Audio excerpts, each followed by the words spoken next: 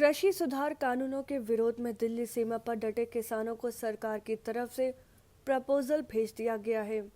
किसानों की सबसे बड़ी मांग एमएसपी पर सरकार ने लिखित गारंटी देने का वादा किया है। किसान नेता अब बैठक कर सरकार के इस मसौदे पर विचार करेंगे और अपनी रणनीति तय करेंगे। कई दौर की बातचीत बेनतीजा रहने के बाद किसानों को यह प्रस्ताव भेजा गया है। तीनों कानून वापस लेने की मांग पर किसान क्या सरकार के इस प्रस्ताव को मानेंगे, या अब सबसे बड़ा सवाल है सरकार के प्रस्ताव पर किसानों की हाँ या ना। इसकी घोषणा के लिए आज शाम 5 बजे की प्रेस कॉन्फ्रेंस बुलाई गई है। किसानों को भेजे गए प्रस्ताव के टॉप पॉइंट्स: एमएसपी खत्म नहीं होगी, सरकार एमएसपी को जारी रखेगी, सरकार इस पर लिखित आश्वासन देगी, मंडी कानून एपीएमसी में बड़ा बदलाव होगा, प्राइवेट प्लेयर्स को रजिस्ट्रेशन जरूरी, कॉन्ट्रैक्ट फार्मिंग में किसान को कोर्ट जाने का हक, अलग फास्ट ट्रैक कोर्ट के गठन को मिलेगी मंजूरी, प्राइवेट प्लेयर्स पर टैक्स लगाया जाएगा। 20 पेज के इस प्रस्ताव में किसानों की शंकाओं का समाधान करने की कोशिश की गई है।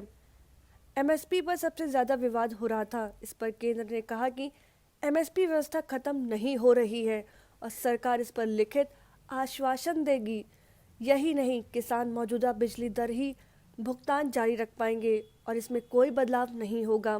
मंडी व्यवस्था पर भी केंद्र सरकार ने किसानों को प्रस्ताव भेजा है। कृषि भूमि की कुर्की के संबंध में कोई स्पष्ट आश्वासन नहीं दिया गया है और इस पर विचार करने की बात कही गई है। किसानों की भूमि पर बड़े उद्योगपतियों के कब्जे की आशंका पर सरकार ने कहा कि इस पर प्रावधान पहले से ही स्पष्ट है।